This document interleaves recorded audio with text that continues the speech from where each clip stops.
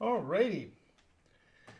Great games at your table. I'm Jonathan Albin, and this is Game Master's Guide. And there have been a few times in the past couple of weeks when I haven't been Johnny on the spot and getting these episodes built out, and I apologize for that. And honestly, I'm not sure whether or not you even noticed because my viewership is not in the stratosphere, but that's okay because I've been doing this long enough that I know that the group size changes week over week, and that's perfectly fine. But there are days like today when I get out of bed and I go, well, why do I even want to do this anymore? What? I don't have any real information to carry forward, and I feel horrible. And so I think, well, maybe I should just quit. And then I take a couple of seconds and I go, wait a minute, you've been doing this for 50 years and you do it week over week over week over week over week for your players. So what is any difference? So today, believe it or not, we are actually going to talk about ennui. And it's not a word that gets used in English very often, but the concept of ennui is we get to that point of listlessness where we just look at what we would be doing and say, why continue? Why put up the effort? Conversely, in my other iteration, if you will, my other alternate, I am a writer and a novelist, and I've published 360 books in the last 6 years. So that's a lot, and so with the reality that you can produce over and over again, when you run into those dead spots in the writing side, they call it writer's block. And really, those two are different facets of the same thing. So today we're going to talk about ennui and how we can continue to go on when we don't feel like going on. So writing is a different animal, if you will. If you have ever had a written project due with a certain word count on a certain day and you've got deadlines, and especially if you're in the fiction environment where you, of course, in theory, have an infinite amount of material to work with and a ultimate field of view that is absolutely immense, you can see how writer's block seems like an impossibility. You would think that you literally wouldn't run out of material. Even if you ran the same variation of a theme, you could continue to reproduce it because it's fiction. And while I suppose if you had a penchant for creating material that was formulaic, you might find situations where you would be bordering on plagiarizing your own material.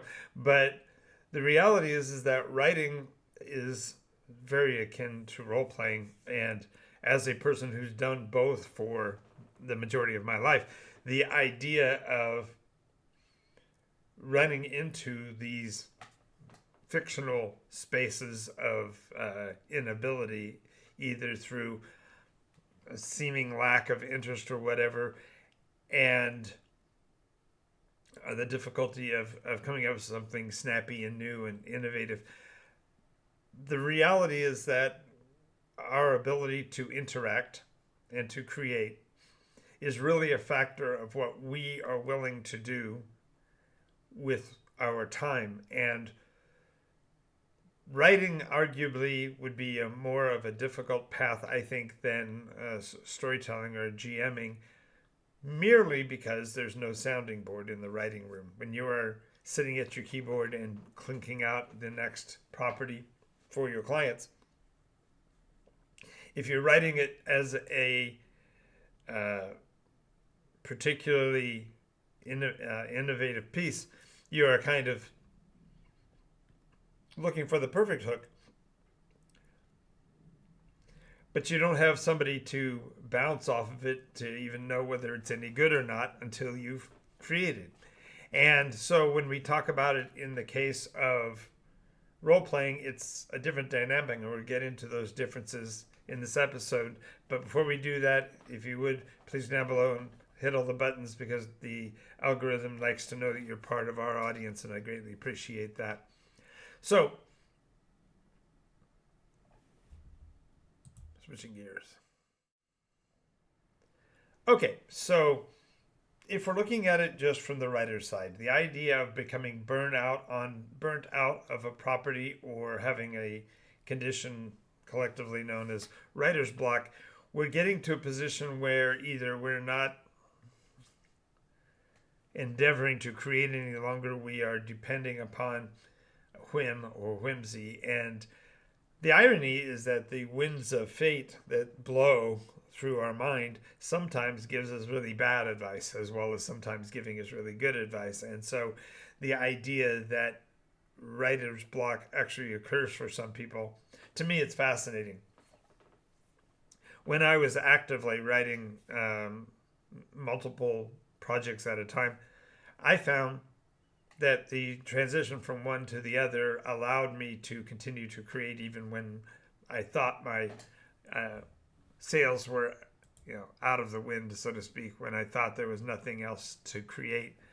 By just switching genre, by switching locale, switching ideology, suddenly the vistas opened up for me. And so people ask, whether have you ever had burnout or ever felt like you didn't want to, what do you do when you don't want to feel like being a game master for a session period or whatever? The reality is that when that happens, and it has, and sometimes it's hard to remember what you did, because when you hit those few rough spots, the process isn't very well defined on how to accomplish getting out of it. In writer's block, there are tons of people that do seminars on a daily basis teaching people how to overcome this writer's block, or how to jumpstart creativity. And it really just comes down to paradigm. Writing a narrative story and having to do all the work of creating the personalities, the peccadillos, the details of the various characters, even if they're on the fly and instantaneous and you're never going to meet them again. Nonetheless, there is an effort that is put into those. And when you hit a burnout, when you hit a block of uncreativity, there are a myriad things that could be feeding into that. Perhaps there's a piece of what you've already written before that is bothering you, and you just haven't addressed what that challenge is. And so coming back to the writing table with that burden on your mind is itself uncomfortable, and so you choose to not process through it. Or conversely, you can't identify it because you're not being honest with yourself about your creativity, or you're not even responding to the persons who may or may not be able to assist you. Now, I have to explain that that's a little different from Game Master burnout, because in the case of a Game Master, generally speaking, adventures pretty much end on a cliffhanger week over week. Even if it's a mild cliffhanger, like what items they're going to purchase at the vending store or whatever in their local community, or whether they are worried about which weapon they're going to use in the fight, or if they're literally worried about whether or not they're going to be able to survive the fight. These all are things that cause a player to feel reticent, but there's really nothing there for a game master to blame for their status of burnout. Because, ironically, the creativity that a game master desires is the very thing that makes him operate, and so it's difficult to say that a game master will burn out, although arguably it's possible. It's also quite possible that the story you're telling has reached a conclusion and it's time to start a new one. But all of these different things that have to do with the end of storytelling are akin to the very concept of writer's block, in that it's something that is a that you can process through, that you can move through in order to continue your story if you so desire.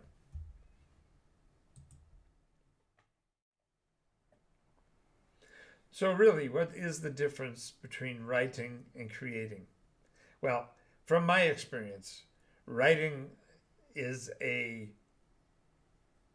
place where you go where you are in total control of all variables and you choose which parts of the story to tell and which parts to occlude or hide back from the audience, allowing them to do the mental gymnastics of finishing out their creativity in their own part. It's kind of like role playing without a player group. It's hard to be a storyteller if there's no one to tell your stories to, unless you're a writer, in which case you can write them down and create them in whole cloth and therefore have them available for your viewers or readers to pick up and follow. But the difference between that and being a creator, I think, is the fact that in the case of a creator's development, as you're building your story out, it's almost compulsory that you have players who will help you interpret what it is you are doing, and arguably it's a shared rather than a singular experience. Writing may be sort of solo for the most part. Yes, I realize there are some writers who have an editor or a co-writer or even just somebody who does their casual reading for them that helps fill out the gaps. But for the most part, writing is solitary, whereas creating is a collaborative effort.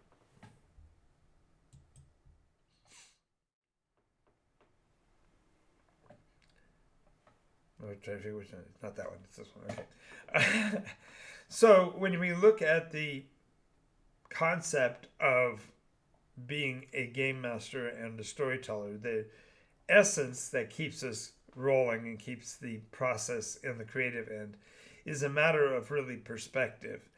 And sometimes we lose the ball, so to speak. If you've heard the phrase in motion pictures, call the ball, it's referring to being able to handle their own issues because the person who is making the decisions has the power and the capability and the control to fix it.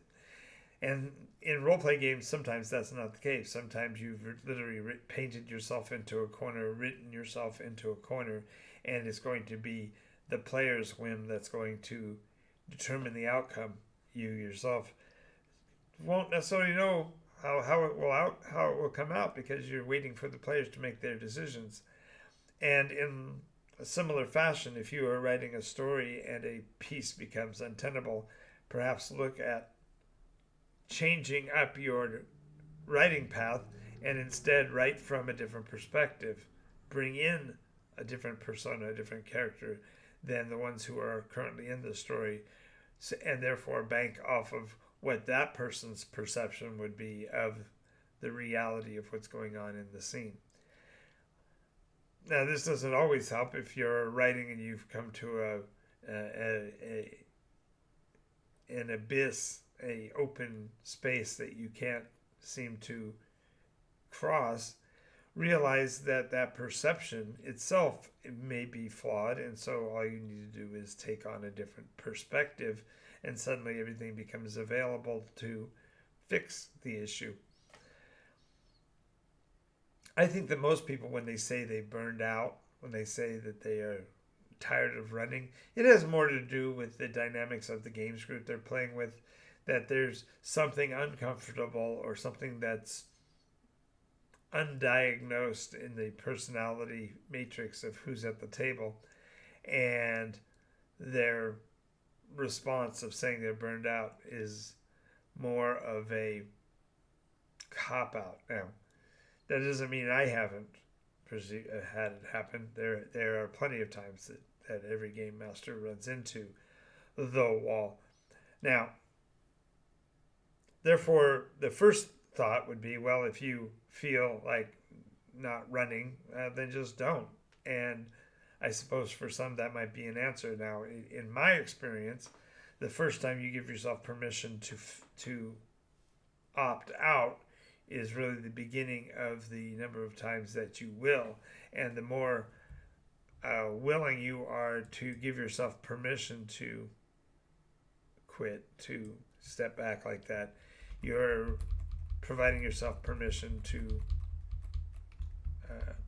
quit. And that quit doesn't end up being a single session, it ends up being all of the future adventures, because the impetus to continue has already been broken. You've already given yourself the out, so to speak, and therefore it's not going to be a situation of simply stepping back into the shoes.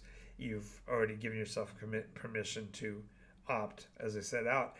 And so in order to prevent that, instead you have to find ways on the fly to overcome that urge. And as they say in most writing classes, if you are having a difficulty writing, get out your pencil and write, because it's in our nature to overcome the blocks of our mind simply by doing. And although it seems crazy, I've experienced it myself, that a writer's block can be overcome simply by continuing to write. And one of the reasons why Nikos RPG has the various system books is that you do get edged on a theme. I've got player groups. I've been running for 50 years. I've got player groups that have gone 5, 6, 10, 12 years nonstop playing in the same genre and with the same characters. That itself can become a daunting problem, because you've pretty much run every possible permutation in that kind of length of time, you would think. And yet you can overcome it simply by making the decision to continue.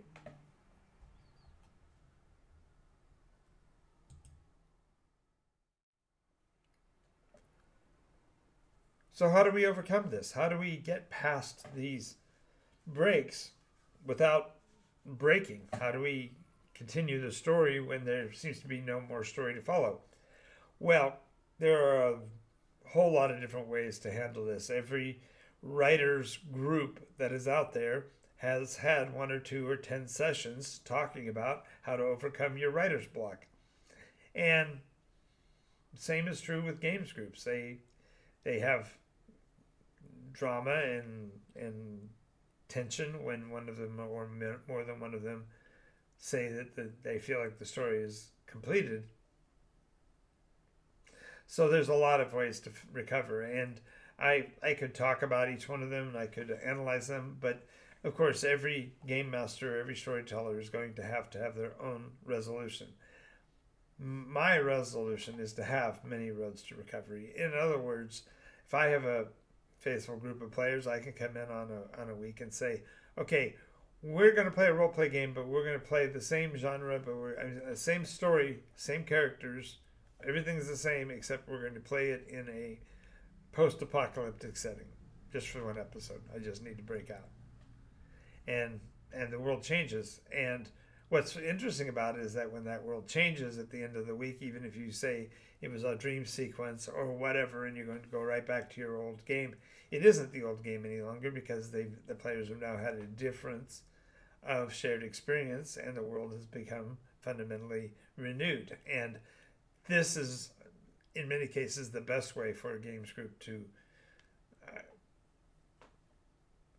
fix the ennui problem, the listlessness problem, is to play something else for a week or two and give the brains an opportunity to reprocess the information that's been going on in the campaign, to give new ideas and new concepts of what might go on in the future.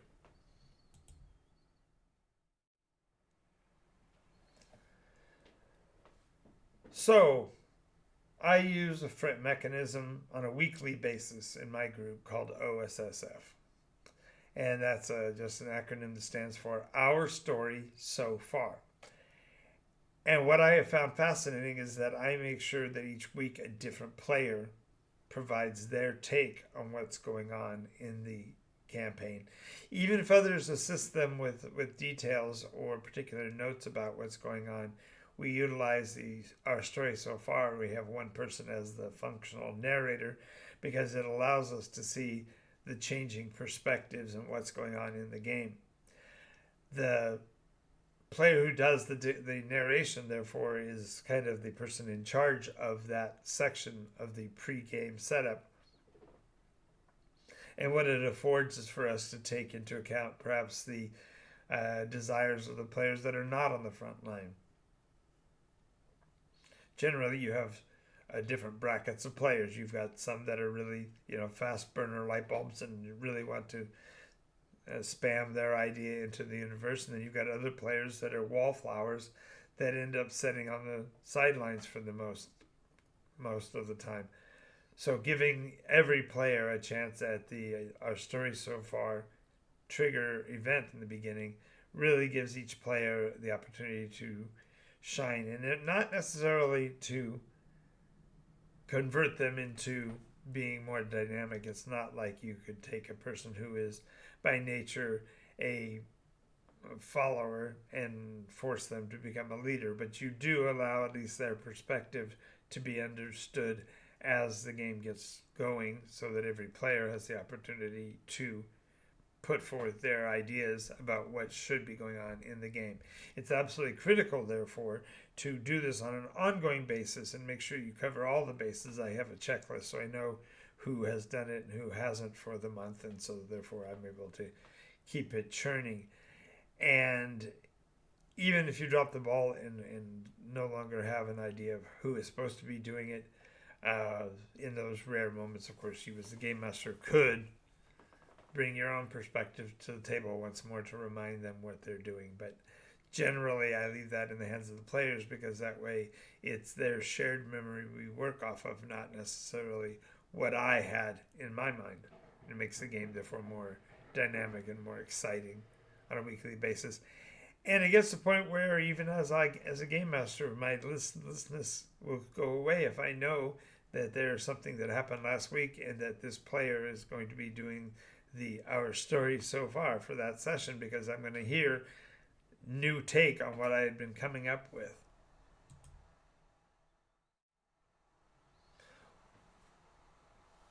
What it comes down to is that if you have a games group and you feel the listlessness of not wanting to run a game session, make sure you get the impressions from everybody else at the table, because on the worst case I can describe, I had put together a game that was going to be run in a historical venue, and the players were in garb and in the main, directly in the story, so to speak, right from the beginning, and it was a convention event. And as it started, players seemed very serious and not a smile among them. They were carrying on the conversations in the game, but it felt, as a storyteller from the outside, as if something was seriously wrong. There wasn't any laughter. There wasn't any joviality. People were moving perfunctorily from subscene to subscene. The mechanic was not truly live action, but it did emulate conference board game mechanics. But I was in terror because it didn't feel like my players were enjoying themselves. They were all way too subdued, and I was considered that they were upset. So I chose to call the game. I was feeling an ennui. I was feeling like this isn't working. Well, the hue and cry from the players, and there were 40 of them, so it was a big games group, really overwhelmed me, because they were absolutely not disinterested. They were certainly not uninvolved. As a matter of fact, the reason why we saw the listlessness in the story, why there was such silence, was that there was an active paranoia field that I'd been able to develop so that the players were constantly worried about whether they could trust other people in the room, which was built into the mechanics. That was part of what was supposed to be going on, was that very thing. But because I didn't see it, I didn't ask about it, and I shut down something that could have been much more amazing had I not done so. And although we did, kind of start the rolls rumbling again, we were already the suspension of disbelief that the players had all embraced and were actively pursuing, I destroyed by ending it. And so, why every member matters is that if you take into account everybody at your table, there's a possibility that somebody is having a really great time. They're having the time of their lives and they're really enjoying what's going on. But your own listlessness is being given more power than it needs to. And the reality is all you have to do is engage with that one player, understand their wonder, their fascination, and why they're excited, and that can be spawned into other players. So one of the main things about role playing is the same thing as it is with writing. When you don't feel like writing, write anyway. Get in front of a games group. Put yourself out there, because the reality is that the storytelling experience is not a singular one, but it is a collective experience that you and your players draw from. So I got a question for you. When was the last time you had a games group that was on the brink of falling out, and how did you resolve it? Love to hear your comments down below. Let's have a great conversation about that. In the meantime, do realize you can check out our properties. All 6 of the system books, as well as the master book, are now available at the Shopify site I've got on the page here. So check that out. It'll also be down in the Discord for a quick link. Down in the Discord, down in the comment section. All right, thank you very much, and I hope to see you in the next episode. Keep them rolling. This is Jonathan Albin, Nikos RPG.